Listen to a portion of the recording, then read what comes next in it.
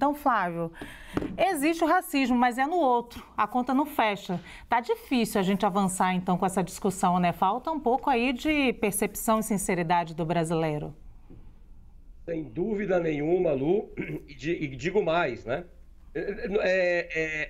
Há uma clara ausência de formação desde os bancos iniciais nas escolas fundamentais, né? Nos níveis fundamentais, e que ensinem e que levem o brasileiro a desenvolver de forma crítica a autopercepção, não apenas no outro, mas a autopercepção. Então, quando o Adilson Moreira lançou as bases do racismo recreativo, que também é citada nessa pesquisa do IPEC, quando as empresas, né, deixam de contratar profissionais pretos, pardos, indígenas, sempre há algum obstáculo que não está sob o seu controle. Não há profissionais preparados para esse cargo, quando não é verdade, né? Eu fui advogado corporativo e testemunhei muitas vezes esse tipo de situação. Mais ainda, não, há um ponto aqui que precisa ser lembrado. Não deixa de ser positivo o fato de que mais de 80%, até chegando a 90%, reconhecem o racismo no Brasil. Tomar consciência da doença é um passo inicial para que a gente possa curá-la. Agora, sem que haja um processo educacional, desde os primeiros bancos escolares até a punição, e daí nós temos como bem-vinda a equiparação do racismo, homofobia, injúria racial com o racismo propriamente dito, também são passos importantes. Mas o brasileiro precisa compreender que ele age de forma racista no seu dia a dia, desde o vocabulário até as suas ações profissionais e pessoais. Muito bem, tem um outro ângulo aqui da pesquisa que eu quero tratar com o Armando, que é o seguinte, a abordagem policial. 79% das pessoas concordam que a abordagem policial é baseada na cor da pele, tipo de cabelo e de vestimenta. E 63% das pessoas ouvidas concordam totalmente ou em 16% em parte com essa afirmação. Algo que também é percepção do nosso dia a dia, Armando. Sim. Vamos deixar bem claro também que dentro das polícias existem pessoas negras, né? Ou pretas, como queiram chamar. Então, precisamos tomar muito cuidado com isso, da abordagem policial. Olha, o policial aborda aquele que tem o cabelo dessa forma, aquele que fala daquela outra forma, ou a pessoa mais simples. Muito cuidado com isso, porque a origem da polícia, principalmente da polícia militar, são pessoas mais simples também. Então precisamos tomar muito cuidado com esse tipo de exatidão, né? Uma pessoa que conhece muito bem desse assunto é o Laurentino Gomes. Eu tive a oportunidade de ler as 3 últimas obras dele, chamadas Escravidão. É algo que eu até falo para que os telespectadores, aqueles que gostam da leitura, façam, porque ele conta a história do nosso país, na verdade, do mundo todo. E o problema da escravidão e esse ranço que ficou aqui no nosso país. Então, o país Brasil é um país racista, ainda é. Essas novas gerações, os mais jovens, já estão acabando com isso. E como foi muito bem ponderado pelo meu colega aqui de bancada, isso deve ser dito em sala de aula, pelos professores, que comecem a falar disso de uma forma mais clara e mais objetiva, né? Agora, que o nosso país é um país extremamente racista, ainda é, não podemos fugir disso, dito até pelo Laurentino nas suas obras. Agora, respondendo a sua pergunta mais diretamente, é muito difícil nós asseverarmos isso, que o policial ele vai naquela pessoa negra, aquele sujeito nordestino. É muito difícil nós falarmos isso, porque a origem da polícia também é dessa forma, né? Nós precisamos ver são as estatísticas. E aí sim, entendo que a estatística trará um número certo.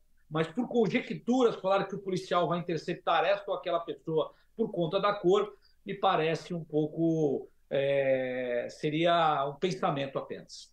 Bom, nesse caso aqui não é uma conjectura, né, Armando? Trata-se de uma pesquisa feita pelo IPEC, que é um instituto respeitadíssimo, e que mostra a percepção das pessoas que presenciaram ou foram vítimas, né? Inclusive, o tema da abordagem policial, né, Tardelli, é um tema que a gente, de vez em quando, trata aqui.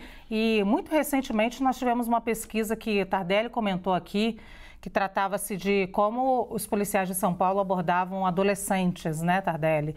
E você trouxe aqui como era absurdo aquele número pela abordagem ser muito mais feita com muito mais veemência com jovens negros do que brancos.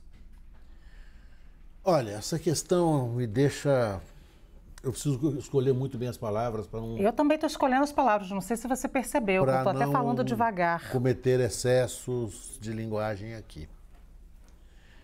Há alguns anos atrás, eu fui fazer uma palestra para advogados e advogadas negras aqui em São Paulo.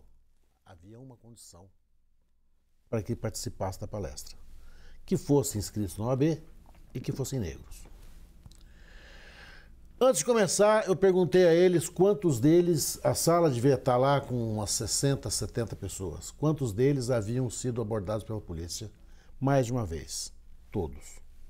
Quantos deles haviam sido agredidos pela polícia? Todos. Quantos deles haviam sido agredidos pela polícia mais de uma vez? Todos. Ninguém disse... Um deles levantou e disse o seguinte: não é apenas ser agredido pela polícia, é ser seguido no shopping. É ser parado no trânsito porque eu estou com um carro um pouco menos usado do que aquele que seria consentido que eu tivesse. Esse advogado me dizendo que ele foi até o interior, numa cidade a 300 quilômetros aqui de São Paulo, ele foi abordado 7 vezes. A questão racial, ela é tão estruturada na polícia que nós, já disse isso várias vezes, nós precisaríamos enfrentar essa questão com muita coragem e reconhecer esse racismo institucional para poder superar essa questão. Se a gente for, se nós, qualquer um que está nos ouvindo aí, no seu prédio, existe uma entrada para negros, uma entrada para brancos. No seu prédio. Eu duvido que no seu prédio não tenha. E nós naturalizamos isso com a maior naturalidade. A entrada de serviço, na verdade, é a entrada dos serviçais. Não se pode ter uma empregada dentro do elevador social, que é aquele elevador destinado aos patrões, normalmente brancos. A questão racial no Brasil, ela é tão grave que eu tenho um grande amigo que, num dia de muita amargura, falou assim: olha, eu vou abrir uma agência de turismo na África do Sul. Vou dizer, vá para o Brasil, porque lá o racismo deu certo. Lá ele se naturalizou. Lá ele participa da sociedade. A gente vai a uma pizzaria aqui e você não vê famílias negras comendo pizza. Você vê famílias negras lá fora olhando o carro. Você vê garçons negros servindo. O segurança é negro que está na porta. Mas quem está comendo é branco. Eu fui a uma pizzaria com famílias negras, na Vila Inhocuné, na saída de um jogo do Corinthians, lá no extremo leste de São Paulo. Lá havia famílias negras comendo. Eu fiquei extremamente feliz, quase emocionado, deu vontade de chorar quando eu vi. É possível, nós podemos ter. A nossa questão racial, todo mundo sabe da origem dessa questão racial. Fala, olha, são os anos de escravidão. Chega! Nós temos que dar um passo para frente agora. Qual é o passo para frente? Nós temos que começar a demolir obstáculos. Nós temos que começar a demolir os elevadores de serviço. Nós temos que começar a conviver, a ajustar a convivência. Nós temos que atrair essas pessoas para dentro dos espaços de recreação. Mas nada disso vai acontecer se não tiver o reconhecimento da existência desse problema. É fundamental que nós reconheçamos. Nos Estados Unidos, o policial branco não pode abordar o americano negro. Por quê? Porque lá se reconhece a existência do racismo.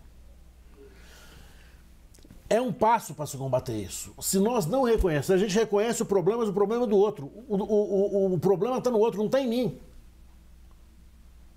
Eu não sou racista, eu tenho amigo preto. Nossa! Como diz o professor Kabengele Munanga, o racismo no Brasil é um crime perfeito. Só para encerrar aqui, eu me lembrei, quando você estava falando, de uma vez o nosso grande Chico Anísio. Ninguém vai dizer que Chico Anísio não fosse um dos maiores comediantes da história do Brasil. Sim. Numa entrevista do Jô Soares, né, ele disse que ele não confiava em negros no gol da seleção brasileira por causa do Barbosa, goleiro negro de 1950.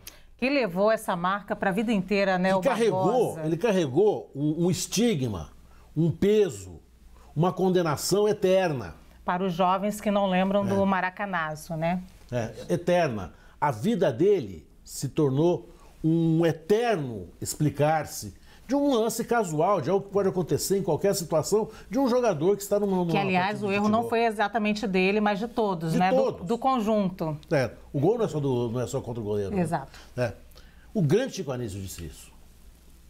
Negro não pode ser goleiro. Por quê? Porque o goleiro é uma posição de muita responsabilidade. Ele é o último. Mas onde você quer chegar com essa lembrança? Eu quero chegar que esse racismo ele se incorpora de tal sorte que nós tivemos poucos goleiros negros efetivamente, depois de Barbosa. E para citar o estigma dos goleiros negros em relação ao racismo, a gente viu o goleiro Aranha, só para citar um, goleiro Aranha, sofrendo num jogo contra o Grêmio, sofrendo pela torcida ataques terríveis, racistas, e isso tem pouquíssimos anos, né? Não tem muito tempo. O racismo no Brasil é um crime perfeito porque a gente consegue, como diz o mestre Kabengele Munanga, da USP, a gente consegue trazer aqui, colocar na própria vítima a culpa. E só para citar um exemplo, a gente consegue, por exemplo, falar que um negro não conseguiu determinado local de trabalho, status, porque não se esforçou o suficiente. E é claro que é muito cativante e conivente comprar essa narrativa, né? Luciana, eu fico pensando o seguinte, a gente fala a questão racial, mas também a gente tem que falar na questão religiosa, na questão de opção sexual, na questão de origem nacional, né? Porque a lei do racismo ela trata de todas as circunstâncias. E o colega disse muito bem aqui, a legislação é criada nesse sentido para combater a situação. O Supremo Tribunal Federal equiparou numa ação direta de inconstitucionalidade por omissão a questão da opção sexual também. Mas eu fujo um pouco, Luciana, meus queridos colegas, da análise jurídica que tipifica a minha participação nesse programa. Até quando o ser humano vai ser tão pequeno, tão baixo, no sentido de não reconhecer isso na sociedade? Até quando que nós vamos nos apequenar numa situação de injustiça que o país viveu durante anos e anos e anos e que vive ainda? Qual é o grau de evolução do ser humano no sentido de não encarar isso como uma realidade e tentar curar essa doença que vive naquele que não reconhece isso? O reconhecimento é sinônimo da sabedoria. Nós não somos sábios o suficiente para reconhecer essa injustiça que aconteceu, que acontece e que acontecerá. Até que ponto o ser humano, dentro da sua pequena existência, não vai se atentar quanto a essa gravidade que nos atinge todos os dias? Não só quanto à questão racial, mas quanto à questão da opção religiosa, da opção sexual e da origem nacional. Então, desculpa, Luciana, não é minha característica falar desses desabafos, não faço desabafo, mas eu fico muito triste com a pequenez do ser humano no sentido de não se reconhecer isso. E quero aplaudir aqui o que o Tardelli falou, que nem deu vontade de falar depois que ele falou, porque eu queria realmente homenagear as palavras do meu querido colega.